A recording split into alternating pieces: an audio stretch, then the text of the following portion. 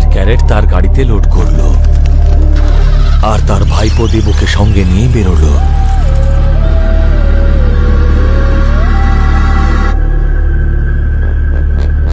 কিছুক্ষণ মেন রোডে চালানোর পরে ভগৎ পাশের একটা শর্টকাট কাঁচা রাস্তায় গাড়িটা ঢুকিয়ে দিল। দুজনের চেহারাতেই চিন্তার ছাপ স্পষ্ট ছিল। এই চিন্তার মাঝেই দেবু জিজ্ঞেস করলো, কাকা বলছি কিছু হবে না তো গো? মুখ ভর্তি পানের পিকটা রাস্তায় ফেলে দিয়ে ভগৎ দেবুকে বলল, কিচ্ছু হবে না, আমি এই কাজটা প্রথমবার করছি না, আর কেউ জিজ্ঞেস করলে বলে দেবো মাছ সাপ্লাই করতে যাচ্ছি। আসলে ভগৎ শহরের চাকচিক্যের মধ্যে কিছু বাড়তি রোজগারের জন্য চুরির রাস্তা বেছে নিয়েছিল। ভগৎ এর আগেও ওরকম মাল অন্য জায়গায় পৌঁছে দিয়েছে, কিন্তু দেবু এরকম কাজ প্রথমবার করছিল। প্রত্যেকবার তো ভগৎ সোজা রাস্তা ধরে শহরে চলে যায়, কিন্তু এইবারে কোনো একটা কারণে পুলিশ ওখানে যাতায়াত করা সব গাড়ির তল্লাশি করছিল। তাই ওরা জঙ্গলের ভেতরের রাস্তা ধরল। অন্ধকারের ঘোমটা মাথায় দিয়ে দাঁড়ানো লম্বা লম্বা গাছের জঙ্গলের মাঝখান দিয়ে গাড়িটা চলে যাচ্ছিল, কিন্তু তখনই ওই নিরিবিলি জঙ্গলের মধ্যে কারোর চিৎকারের আওয়াজ শোনা গেল। দাঁড়াও, দাঁড়াও, আমার জন্য দাঁড়াও, দাঁড়াও। ভগৎ চিৎকারটা পাত্তা দিল না আর অটো চালাতে থাকলো, কিন্তু আস্তে আস্তে চিৎকারটা কাছে আসতে লাগলো। আর কিছুক্ষণ পরে হঠাৎ সাদা পোশাক পরা একজন ব্যক্তি রাস্তায় বেরিয়ে এলো আর রাস্তার মাঝখানে দাঁড়িয়ে পড়ল। তার শরীর থেকে রক্ত বেরোচ্ছিল আর জামা কাপড় পুরো রক্তে ভেজা ছিল। এটা দেখে ভয় জগৎ আর দেবুর গলা শুকিয়ে কাঠ হয়ে গেল। দেবু ভয়ের চোটে চিৎকার করে বলতে লাগলো, কাকা দাঁড়াবে না, কাকা দাঁড়াবে না বলছি। আর ভগতও জানতো যে এরকম নিরিবিলি জঙ্গলে অমানবিক অলৌকিক ঘটনা ঘটা খুব একটা অস্বাভাবিক নয়। তাই সে তার গাড়ির স্পিড কমালো না। অটোটা একদম কাছে আসতেও ওই লোকটা একটুও সরল না। তাই ভগৎ জোরে ব্রেক মারল। অটো থামতেই ওই লোকটা ভগতের কাছে এলো। ধন্যবাদ, ধন্যবাদ দাদা, আমাকে দয়া করে সাহায্য করো, আমাকে শুধু রোড অব্দি একটু পৌঁছে দাও। কিন্তু ওর অবস্থা সন্দেহজনক লাগছিল, তাই ভগৎ ওকে বিশ্বাস করতে ভরসা পেল না আর আবার রিক্সা চালাতে শুরু করলো। কিন্তু তখন সেই লোকটি বলল, দাদা, দাদা আমি কোনো ভূত বা অপরাধী নই, আমার নাম হলো রতন দাস বটব্যাল। শহরে আমি একটা দোকান চালাই। আমি সংসারী মানুষ দাদা, কিন্তু ভুল করে আজ তাড়াতাড়ি পৌঁছানোর জন্য শর্টকাটটা ধরেছিলাম, আর জঙ্গলের কুকুররা আমার এই অবস্থা করেছে। ওর এই কথা শুনে ভগৎ ওকে ভালো মতন দেখল আর তারপর ওকে সাথে নিয়ে যেতে রাজি হয়ে গেল।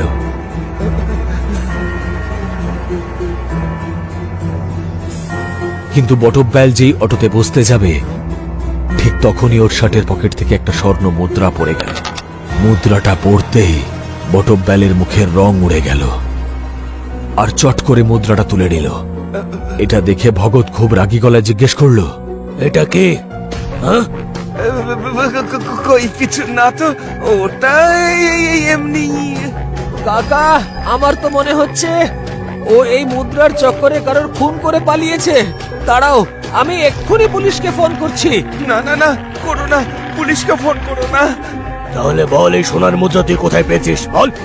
কিন্তু বটব্যাল ওর কোনো উত্তর দিল না। তাই ভগৎ খুব রেগে গিয়ে ওকে নেমে যেতে বলল।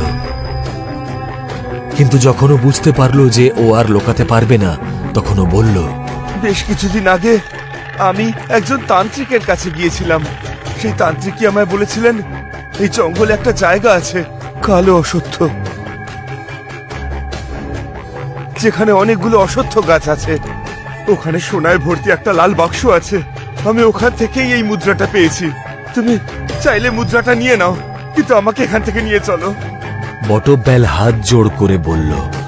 কিন্তু এত সোনার কথা শুনে ভগতের চোখ চকচক করে উঠল। ওর মনে সোনা পাওয়ার লোভ জন্ম নিল। তাই তাহলে তুমি মাত্র একটা মুদ্রা নিলে কেন? বাক্স শুদ্ধ নিয়ে আসতে। ব্যাপারটা তো সহজ নয়, ওটা অভিশপ্ত সোনা, ওর উপরে অসুখের অভিশাপ আছে। অসুখ? হ্যাঁ অসুখ, একটা রক্ত পিপাসু প্রেত, সেই ওই বাক্সটাকে পাহারা দেয়। আর ও কিছু মানুষ খেকো পশুদের পুষে রেখেছে, এমন পশু যার শরীরটা বানরের মতো, কিন্তু মাথাটা নেকড়ের।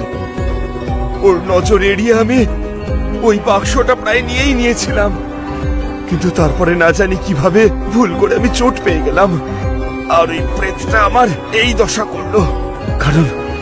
কারণ ও রক্তের গন্ধ পায়। বটব্যাল আঁচড়ের ক্ষতস্থান থেকে ঝরতে থাকা রক্তের দিকে ইশারা করে বলল। এটা শুনে ভগৎ আর দেবু দুজনেই স্তব্ধ হয়ে গেল, কারণ ওই প্রেতটা বটব্যালের রক্ত ঝরার গন্ধ পেয়ে এখানেও আসতে পারে। এটা শুনে বটব্যাল বলল, না না, ও এত দূর আসতে পারবে না। ও ওই অসহ্য তলার বাইরে যায় না।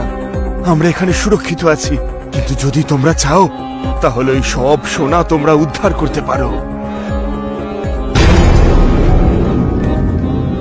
শুধু কোনোভাবে ওই লাল বাক্সটা অবধি পৌঁছে যাও। আর হ্যাঁ, তারপরে তোমাদের আর কেউ কিছু করতে পারবে না, কারণ তান্ত্রিকের কথা মতন যতক্ষণ বাক্সটা তোমাদের কাছে থাকবে ওই প্রেতটা তোমার কোনো ক্ষতি করতে পারবে না। আর তাই জন্য এই বাক্সটা সোনা আর প্রাণ দুটোর জন্যই খুবই দরকারি। কিন্তু মনে থাকে যেন, ও কিন্তু রক্তের গন্ধ পায়। বটব্যালের কথা শুনে দেবু ভয় পেয়ে গেল। ও ভগৎকে বলল এসব ঝামেলায় পড়ার কোনো দরকার নেই, কারণ কোনো গন্ডগোল হলে প্রাণের মায়া ত্যাগ করতে হবে। কিন্তু ভগৎ সেসবে কান দিল না।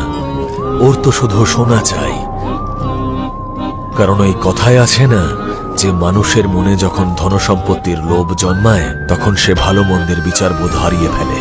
আর সেই সোনার লোভে ভগৎ মাছের ক্রেটের উপর রাখা ছুরিটা তুলে নিল আর দেবুকে নিয়ে জঙ্গলে চলে গেল।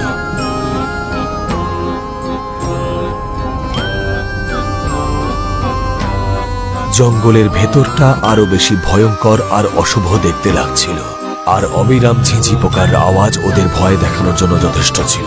কাকা কাকা শোনো না, চলো না ফিরে যাই। আমার খুব ভয় করছে। মুখ বন্ধ কর আর চুপচাপ চল। ভগতের কথা শুনে দেবু পেছন পেছন আসতে লাগলো, আর তখনই ঝোপের মধ্যে থেকে এক ঝাঁক চামচিকে বেরিয়ে এলো, যা দেখে দেবু খুব ঘাবড়ে গেল। আর এসবের মধ্যে সে বুঝতেও পারল না যে কখন সে আহত হয়েছে। ওখান থেকে দুজনে কিছু দূর হেঁটে যেতেই আচমকা শুকনো পাতার আওয়াজ শুনতে পেল। পেছনে ঘুরে দেখতেই দুজনের নিঃশ্বাস বন্ধ হয়ে এলো, কারণ সেখানে সেই মানুষ খেকো দাঁড়িয়েছিল যার কথা বটব্যাল বলেছিল। ওকে দেখে দুজনে অন্ধের মতন দৌড়তে লাগলো। আর ছুটতে ছুটতে ভগৎ বুঝতে পারল যে দেবুর পায়ের আওয়াজ পাওয়া যাচ্ছে না। ও পেছন ফিরে দেখল, আর তখন দেবুকে অশ্বত্থ গাছের ডাল হাওয়ায় ঝুলিয়ে রেখেছে, আর ওর উপরে বসেছিল সেই প্রেতটাই। এমনিতে ভগৎ খুব সাহসী মনের মানুষ ছিল, কিন্তু এরকম দৃশ্য দেখে ও ভয় কাঁপতে শুরু করলো। এর রক্তের গন্ধটা একদম জোয়ান।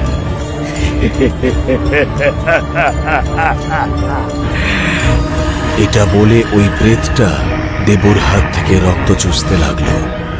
আর তখনই ভগৎ সুযোগ বুঝে নিজের কাছে থাকা ছুরি দিয়ে অশ্বত্থের ডালটা কেটে দিল।